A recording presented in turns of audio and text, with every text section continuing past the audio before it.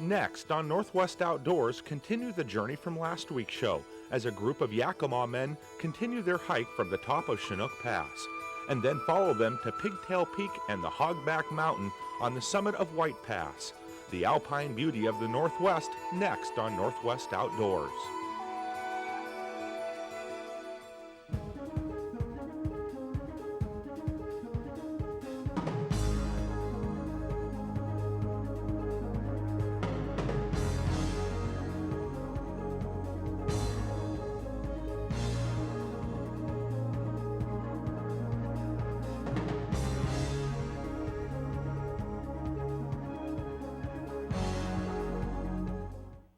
Funding of Northwest Outdoors is made possible in part by O'Loughlin Sports Shows.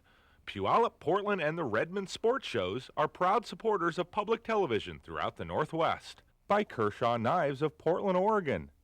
Makers of precision tools and cutlery, Kershaw Knives continues to support outdoor programming and outdoor activities throughout the Pacific Northwest. And by Northwest Dock Systems of Eatonville, Washington. Manufacturers of Irv's pontoon boats, Northwest Dock Systems supports safe and environmentally responsible enjoyment of the outdoors.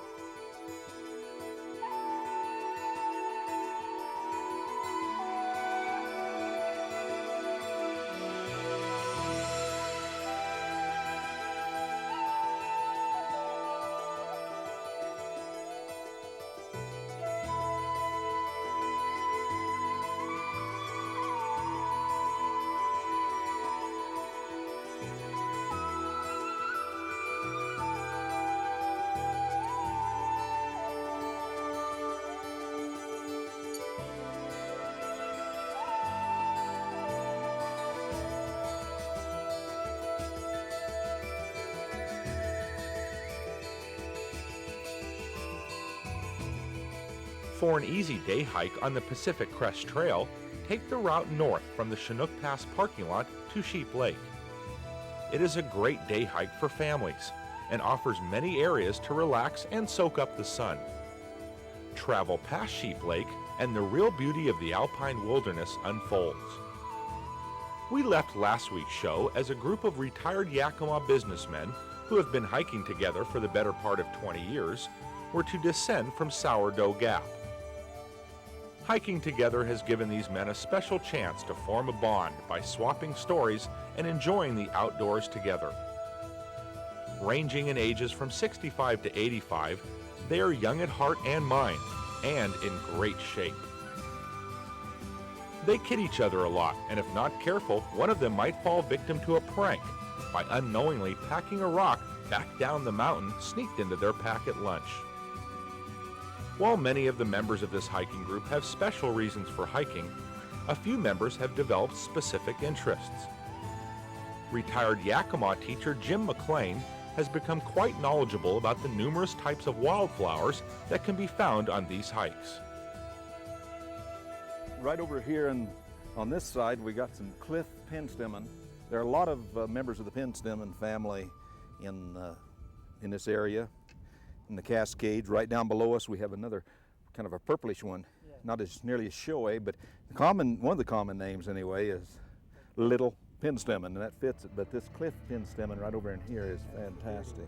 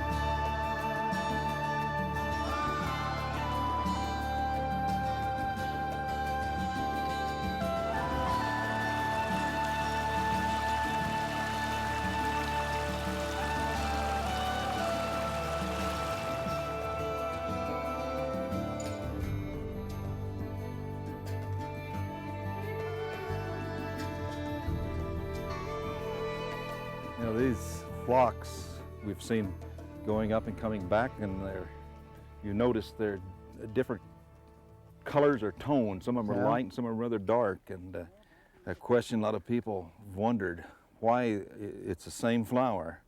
Why is it this light colored here and then a little ways over it may be dark? Just really like an artist at work, which is certainly true. Just like lichen. Right. And we've seen this happening, and lichen going all up and down the trail here, and sometimes some in different colors. And yet it's the same flock, same species. This is Sitka valerian, and it's a real common plant here and up in the park. And I'm just guessing that maybe it was first named by the common name, Sitka valerian, somewhere around Sitka, Alaska. This flower right here is common, one of the common names is elephant head. And if you look at it just right, each individual head, you can see a head, and you can see the ears, and you see the trunk curved up. These aren't in full bloom yet, they're just starting to bloom. I think this is in a group of flowers called pedicularis. I'm not quite sure, I believe it is. But when they're blooming and really full out, it's got a beautiful color, but most interesting of all, I think, is the shape. I guess you could call it a Republican flower.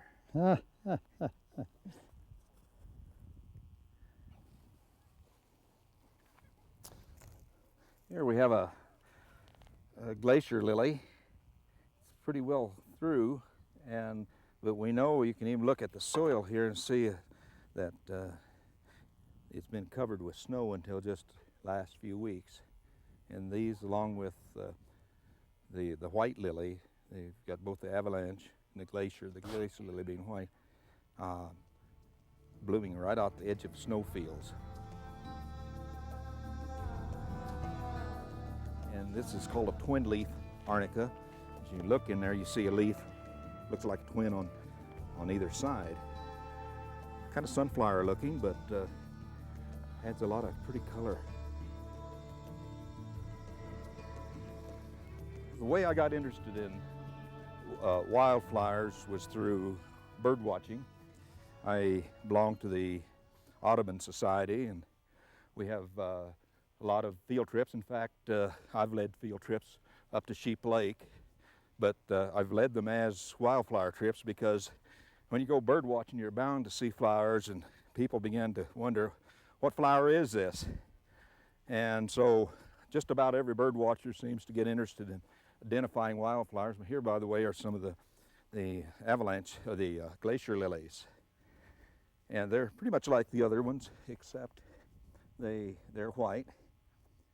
And in all, I think they're prettier than the yellow ones. Well, anyway, going back, we have an Audubon camp out in which 10 or 12 different clubs from Washington meet up at Boise Cascade Park up in the Weenus area. And we would have people who were interested in wildflowers. In fact, one of the persons who was the organizer of the camp was a professor at the University of Idaho, and he was writing a book on the wildflowers of Washington, which was published by the Seattle Audubon Society. And he would often be working on his book along with his photographer during the camp out. So I became interested in it. I suppose I have 10 or 15 books on wildflowers of the West, kind of like this one right here, one written by Mary Fries, a friend of mine from Tacoma, and it's published by the Mountaineers, or it's out of print now, unfortunately, and the photography is by Bob and Ira Spring, and the Springs have been pretty famous, or well known anyway, in the Northwest for their nature photography, especially wildflowers and such. And Mary Fries is an interesting person because she's never taken a botany class in her life, but yet she wrote a book called Wildflowers of Mountain Rainier and the Cascades, which is a pretty good one, which I hadn't bring along today because I thought there might be some that I could find in here that I don't know, and there are a lot of them I don't know. We got some columbine right here, and one of those beautiful flowers. In fact, it looks very much like the columbine we have at home in our flower gardens. And in here, we got mertensia or bluebells. Of course, there are a number of flowers called bluebells. Common names I know are kind of misleading because some flowers, well, one name may fit several flowers. This is one of the larkspurs, another flower that we have a domestic variety or varieties in our gardens a lot of times. It's often disliked, of course, out on the range by ranchers because it is poisonous.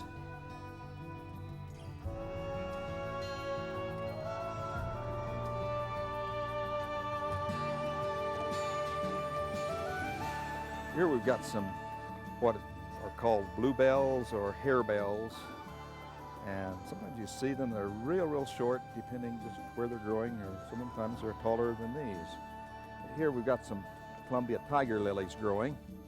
All seem to grow up on one branch, and well, they branch off, but their heads always are nodding downwards. You take a peek underneath and they're spotted. Nice pretty color combination.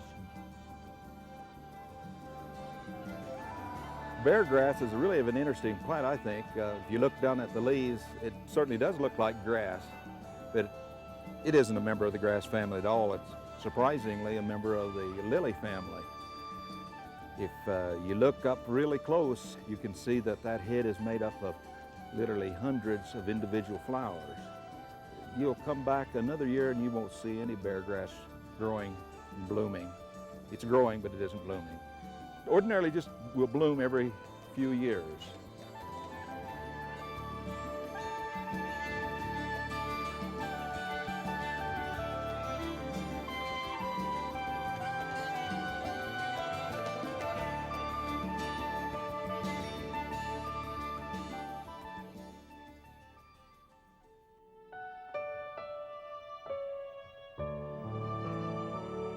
The Pacific Crest Trail stretches from Mexico to Alaska.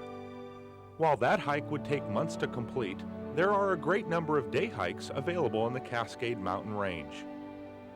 The Over the Hill Gang, as some of the members refer to themselves, take advantage of a lot of these trails.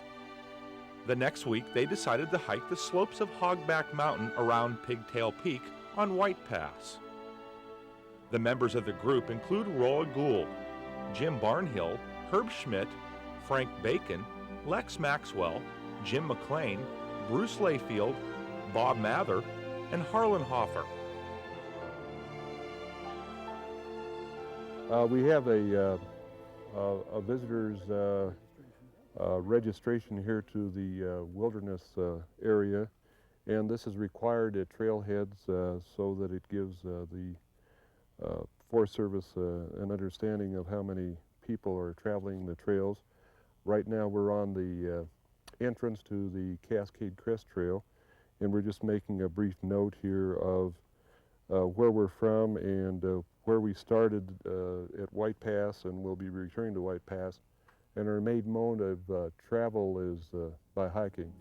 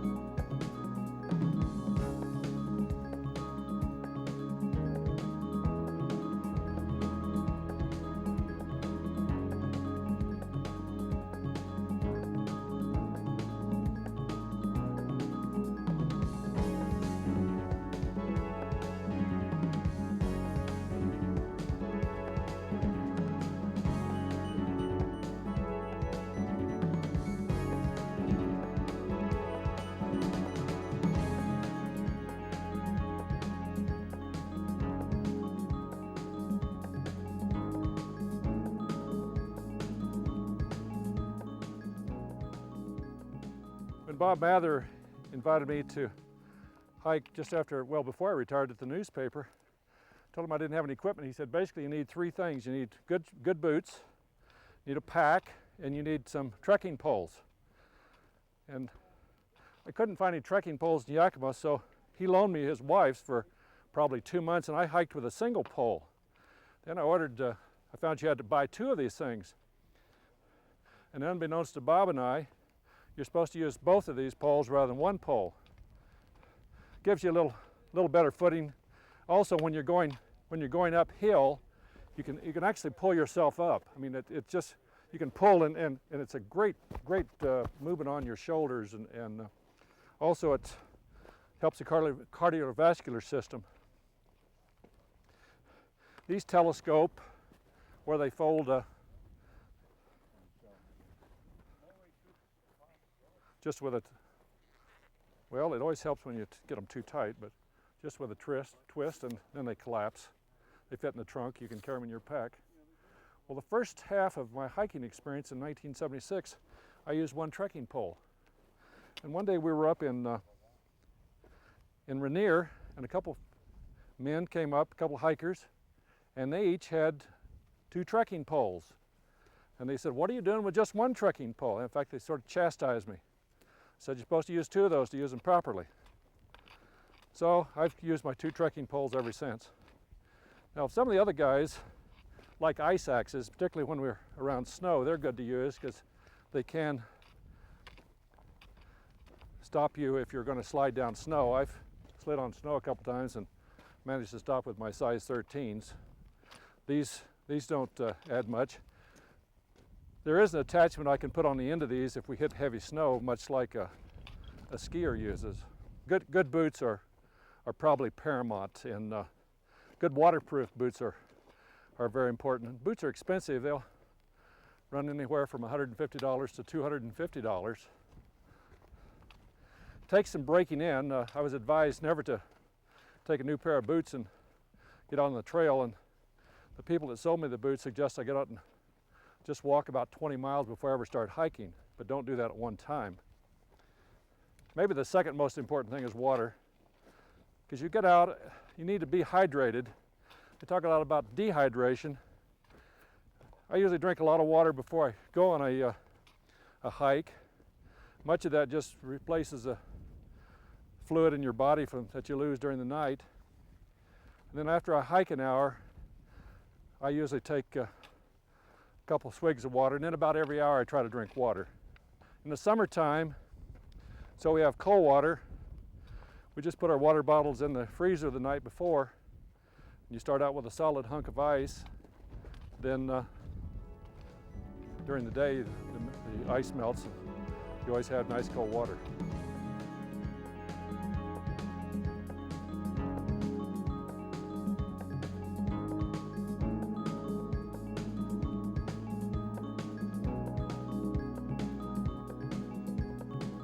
After a nice morning hike through the slopes of Hogback Mountain, they finally reached their destination. At an elevation of 6,400 feet, the group decided to have a relaxing lunch with a little more than spectacular scenery. While eating, they were treated to a couple of impromptu mountain songs from member Lex Maxwell. I wish I was a little rock just sitting on the hill, do nothing all the day but just a sitting still. I wouldn't sleep, I wouldn't eat, I wouldn't even wash. I'd just sit there 1,000 years and rest myself, bagosh. Never let yourself get worried or hurried or flurried. If you do, you'll soon be buried, and the world will only lose a fool. Never let yourself get worried or hurried or flurried.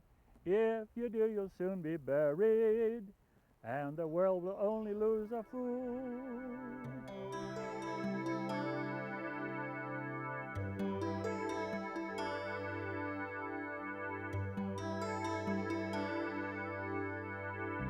Hey, that's been a real great lunch, guys. Yeah. You bet. We're thanks for sharing. Yeah.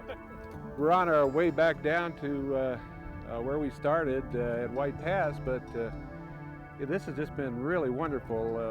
If you look across at the mountains in the foreground, you will see Bear Mountain, which is directly off to obliquely to our left, and then we come across to Curtis Gilbert, and just before us here is Shoe Lake, which is just always a gorgeous blue, and directly below us, as you fellas know, we were on part of the Cascade Crest, and the Cascade Crest goes from left to right here over this little low ridge and directly onto Tieton Pass, which leads on into the Goat Rocks.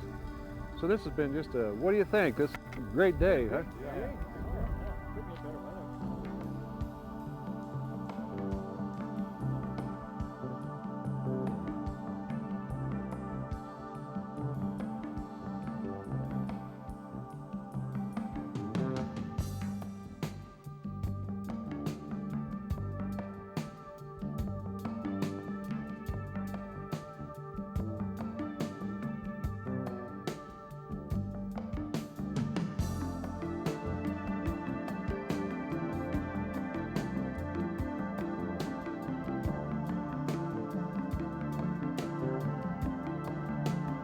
I'm a hiker, have been a hiker all my life when able. The only thing is it takes a lot of time, and since I've retired 8 years ago, I'm out at least 2 days a week, except for maybe some occasions where I can't go. And I think it's a great thing for your health. It keeps your body in good condition, cardiovascular and mental-wise. Above all, I think mental-wise, that you get a greater state of openness to the world and to the outside and the atmosphere and nature, and your companionship with others is more compatible if you have a broader spectrum of everything that goes on, along with exercise in the mountains and the scenery. And above all, people who think they're going to retire and get into, at the age of 60-some years of age, and start out hiking and be a proficient hiker immediately, it doesn't come that way. And best for your body is to break into it in a gradual manner so that you don't get complications such as a heart attack or probably a cerebral problem. And I just recommend that you break into it in a gradual manner. Today is my anniversary for having a heart bypass. I was in the hospital just 3 years ago today for to have a heart bypass, and I had 5 bypasses. And I was up on top of, on Yakima Peak, and I just about passed out up there. I vomited through, I shouldn't say that, but, and I got down. Harland was with me and Rolla was with me at the time. And we came down and went right to the hospital, and the doctor said to me, he said, if that ever happens to you again, he said, you should take a helicopter down. But I got down and I got through the operation, and I felt 100% better ever since, so it hasn't bothered me. I just feel great now. Yeah, I'm 85 now, and I've been hiking with this group about 10 years. Before that, I was at the Y, and I used to run. And of course, most of my competition when I was running at the Y was against people my own age, and I have quite a few trophies at home for taking first and second places in a lot of these 10K races, because, of course, my competition was in the 70-year age. But I did quite a few of them, but I've had no problems since I had my operation.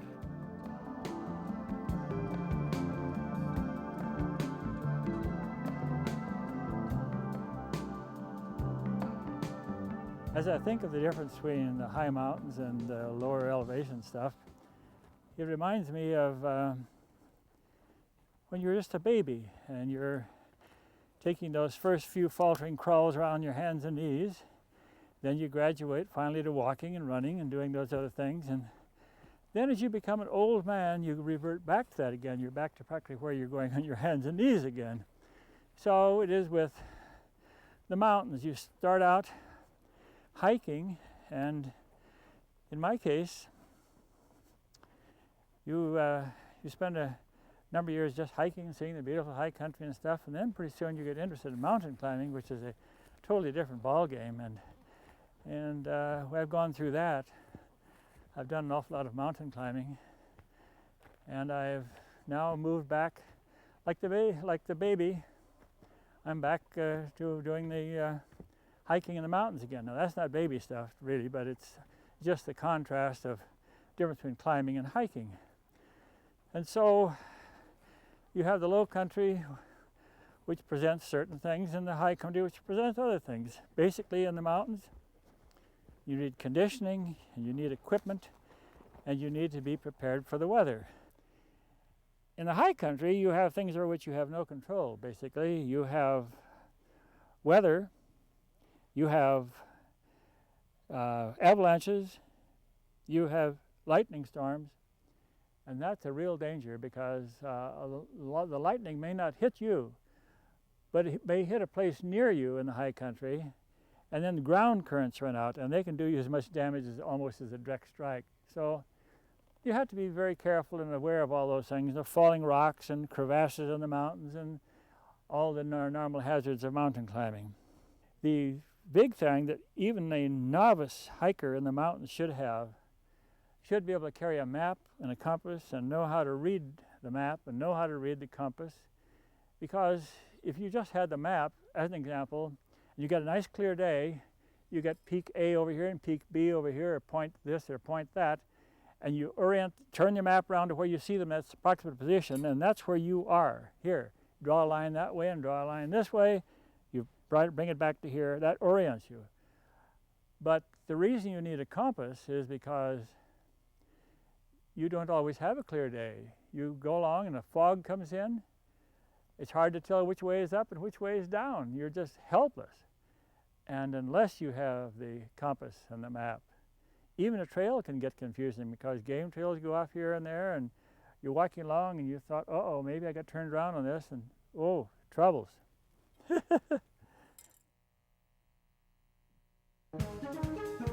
Well, I've enjoyed hiking ever since I can remember. I did it some with my father and many years ago, and as the years have gone by, I've been able to still do it, and I enjoy it so, and I enjoy being with the fellows that go with me. We're all basically moderate environmentalists. We advocate to take care of the land and the trails and enjoy them, and rather than destroy life is to take pictures and just enjoy the day together. It's been a wonderful, wonderful experience. I'd just like to say how honored I am to be a part of this hiking group. They've allowed me to come along each year as I can work it into my schedule. And they're such wonderful men, mountain men of Yakima. And well, I'd just like to thank the Lord for the beauty of His creation. And also, we live in a wonderful part of the country where we don't have to drive very far to get to the mountains, and we get excellent, beautiful scenery around here. Funding of Northwest Outdoors is made possible in part by O'Loughlin Sports Shows. Puyallup, Portland, and the Redmond Sports Shows are proud supporters of public television throughout the Northwest, placing an emphasis on education for the great outdoors. By Kershaw Knives of Portland, Oregon. Makers of precision tools and cutlery, Kershaw Knives continues to support outdoor programming and outdoor activities throughout the Pacific Northwest. And by Northwest Dock Systems of Eatonville, Washington. Manufacturers of Irv's pontoon boats, Northwest Dock Systems supports safe and environmentally responsible enjoyment of the outdoors.